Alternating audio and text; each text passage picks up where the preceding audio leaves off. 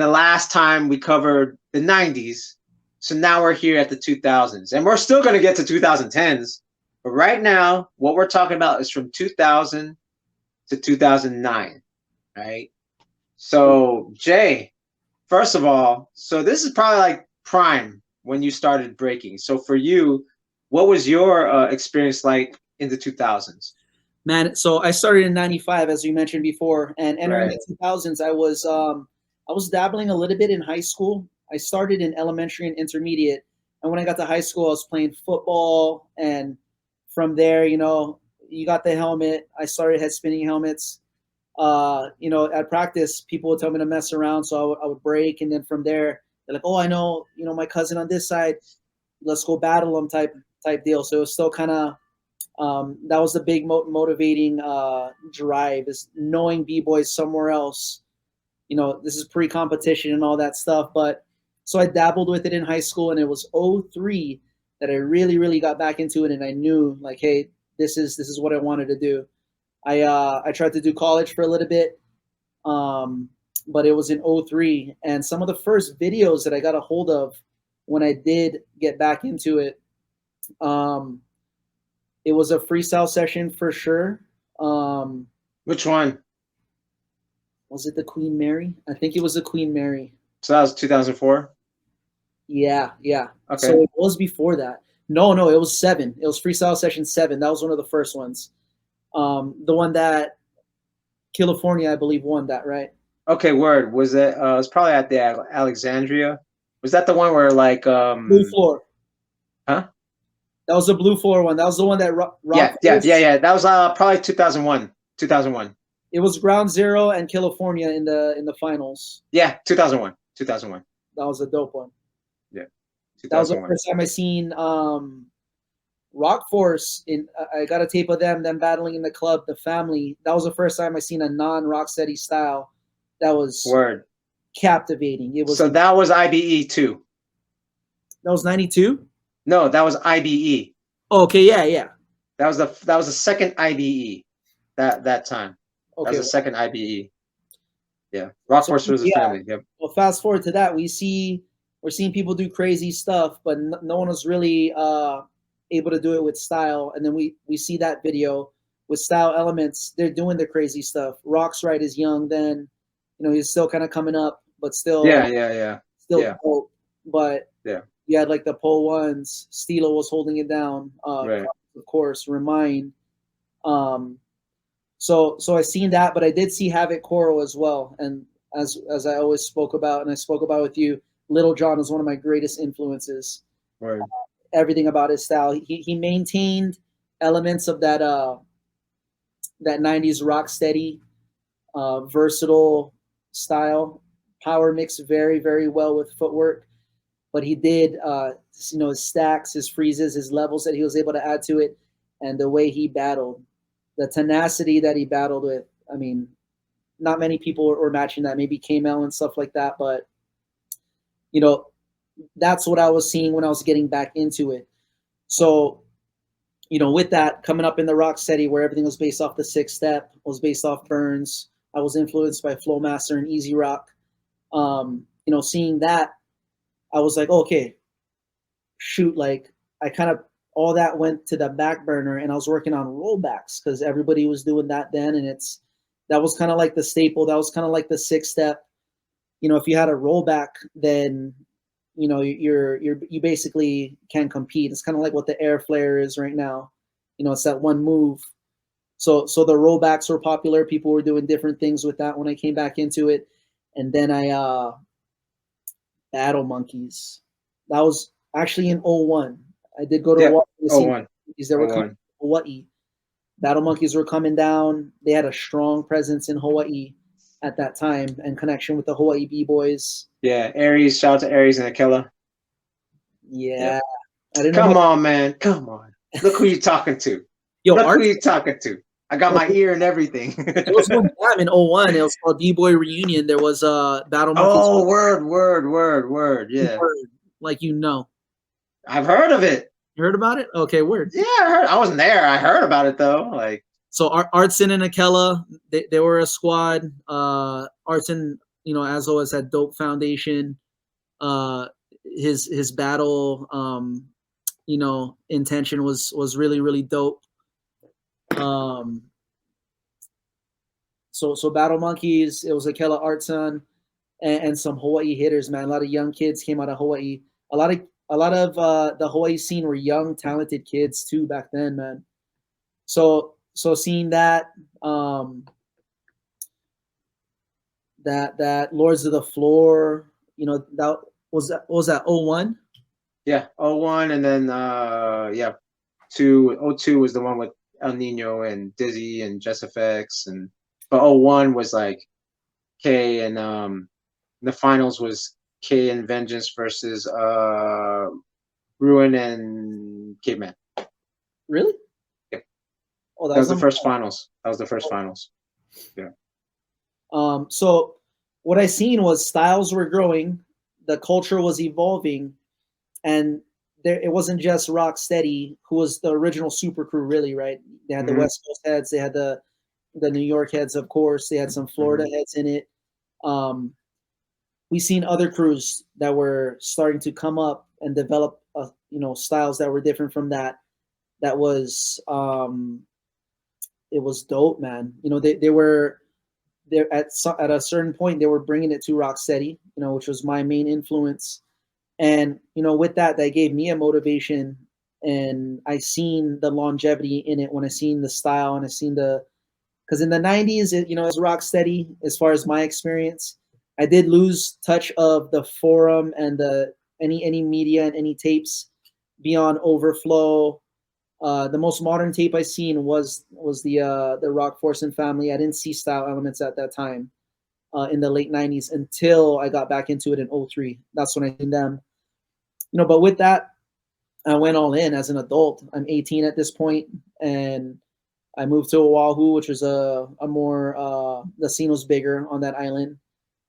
Got down with the crew, Red Eye Jedis. We got to a point where we were winning all the jams, and from there it was like, okay, so what's next? We were traveling to the mainland, but it was too far and too few in between competitions to be immersed in it. Right. And basically I knew that because, we'd go there and I'd be like, oh, I'd still be kind of a fan of everybody I knew there. I wasn't a part of the culture, the main scene, which is obviously in the mainland. So I moved up to Las Vegas, got down with Battleborn, and from there, formed the identity of being a peer amongst the people that I was watching. So there was a little transformation there. And with that, it was dope, man. We've seen a lot of people. We've seen the great shift, man, and I seen it like firsthand. Yep, I would say that too. And in 2010, we won our first big jam. It was B-Boy Summit. Oh, word! We beat Renegade. Was it okay? Yeah, it was the color battles, the shirt battle. Yeah, because that's the one that happened this weekend. So that was like that one. I remember that one. So I wasn't there. But I remember I wasn't there, but I saw the footage. Okay, because Miles is my boy, right? And he was in that battle. Miles was in that battle. He was like, "Oh, we got beat by Battleborn." I was like, "Yeah, let's go." I mean, we were coming up and we were hungry. It was D-Rock. I remember it was D-Rock, Milestone, maybe B-Boy Black was in battling. I forget. Monkey. Yeah. Rockstar wasn't there. Okay. Word. I remember D-Rock was in there for sure. Yeah, just a little side thing on that. What we did going into the jam, we brought a laundry basket because we knew the rules. Like, hey, if you lose, you're gonna have to give we're like, hey, shirt up. Yeah. We're coming in and we're taking shirts basically. And sure enough, we went in there and we got Furious Styles, we got Italy crew, we got someone else, and then we got Renegades. They had the dopest shirts. Shout out to Tony Styles. Yeah, who made the shirt? I remember he made the shirt. At that time, he made that shirt. Yeah. But yeah, that segued into my after that battle, we started traveling internationally and got to a point where, I was fulfilling all these dreams that I never thought would be possible. It was an incredible transition for me.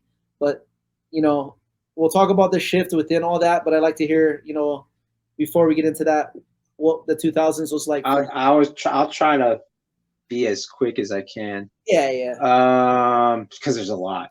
Let's just say What this. do you see? So What do you see? How you felt? so here's the thing. So okay, just to remind the audience if you didn't know, I used to formerly be part of Rock Horse crew.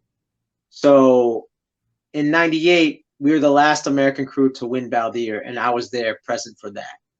So I'm coming from that perspective already, right? Doing my stuff a little bit mid '90s, like dancing from '91, but then like mid '90s, I kind of took a hiatus for about a year or two to do martial arts. Then I got into Rock Force.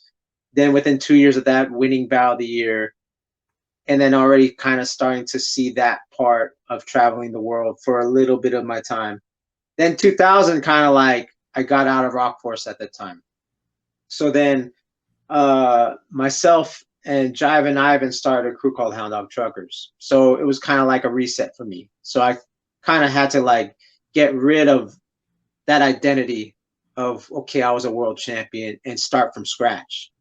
So then at that time, I started to develop my style even more. You know, I got more footwork oriented, you know, and so I saw all the truth of the games. I saw people used to come up to the bay and it would be like, you know, like I would see like a Rock Strike when he was like 16 before he was at Freestyle Session 2001. So I got to develop my style, do more.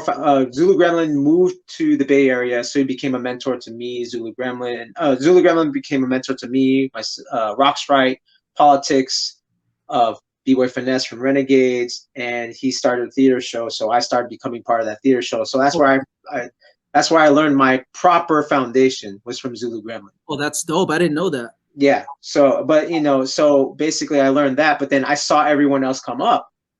So I saw like, you know, Roland come up. I've seen Rock Strike come up. I've seen, and this is just local area versus even the world from when I was like trying to catch up on, like being aware of what was going on at like, you know, Freestyle Session used to be at a gym, and then all of a sudden it was at the Alexandria Hotel in downtown LA, and you know, in 2000, and I didn't compete, but I was there just chilling. I was like, whoa, this has become bigger than it was.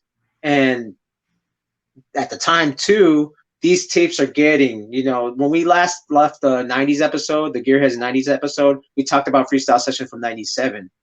From 97 to 99, 99 was the biggest. That's where you first seen Havoc Koro, was at Freestyle Session 99 in the finals with Rock Force Rhythm Bugs, which I was a part of too. And Is that the black stage? Yes. That, yes, that was the black stage. Yeah, that was the black stage. I was in that. I won it. Huh? That's when Flowmaster flipped off the wall, right? Yeah. Lost first round. California, Crumbs and Wicked and Remind and Flow lost first round against Havoc Koro. And that's how they made their name. That's how Havoc Koro made their name. Because that's the first time we've seen Moy do, like, even though there was multiple air flares, he did it in a big crowd. Bro, with that speed and power. Yeah, exactly. So, you know. So, that. Dude, and there was guys from other Texas like Curious. There was Nightcrawler. Ruin was already at a certain level. But when Moy first did that, that's the first round. Knocked out California first round. Was like, okay. Huh? Cujo. I forgot who else was besides Cujo. Ken Swift, maybe? No, it wasn't Kenny. I forgot. I just remember Cujo was a judge.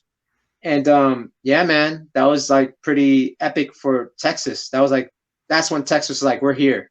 Was Freestyle Session 99. We're here. And that was November 99. So that's what I'm saying. Like, compared to like when we see them at what you call it, Pro-Am, Miami Pro-Am, May 99, they're like kind of cool. But again, this is kind of like, again, like Pablo came out in 98. And then the next year, Freestyle Session November, that's where Texas made their thing, and it was the finals, right? The finals was like Rhythm Bugs, Rock Force. Rainin was Rhythm Bugs, Rock Force. Chase, myself, you know. So I won that too. So, and I don't talk about it, but I was there. I was part of that. So I seen a lot of the changes happening. You know what I'm saying? From back then, and like, you know, it was crazy because it kind of put me in a perspective of sitting back and watching everything. kind of watching all the styles unfold. Because mind you, I wasn't necessarily good. I just was kind of there. You know what I mean? Like I just happened to be in the winning crews at this time. So for me, that was very much me backing up and taking myself out of it. And what's going on? What are they doing over there? What's this? So I was one of those guys that watched everyone, even if you didn't have tapes. I had access to tapes from Florida back in '99 when no one had tapes. So I watched these different crews that everyone thought were whack because they didn't have certain power. In the West Coast, that is. Yeah. So I was even going through that because like when I developed my style, I was watching a lot of Florida guys back in like early 2000, like 2000. And then with Zulu Gremlin, who helped start the Miami Pro-Am, would have these tapes too and talk about styles and get specific and have context with these movements. So when everyone was doing the hand transfer style, I was really doubling down, tripling down my footwork and understanding top rock like more than anyone else because everyone else had the house style. Yep. Everyone was more, and I was like, nope, tradition, tradition, tradition. This is how they did in New York, 1979. This is how they did in Queens, 1981. I became that guy. And even Zulu Gremlin himself would say, if you want to be in this, I'll tell you what, pro, you got to be a hip hop historian. That's why I'm probably the way I am now. It's probably because Zulu Gremlin. So shout out to Zulu Gremlin. You know what I'm saying? So that was my perspective. You know what I'm saying? I have a mentor to really just really hone in on me. And then I would see these styles and where we all gathered up. And that's the first thing of media that we're going to talk about right now is freestylesession.com. Shout out to Cross One, and he linked me with this. Boom. Yo, this is Shadow Rock and PROFOWON. And this is Jasoul'. And you're watching the Gearheads Breakcast. Please like, subscribe, hit the bell at the top for notifications, and follow us on Instagram at Gearheads Breakcast. Peace, y'all. Peace.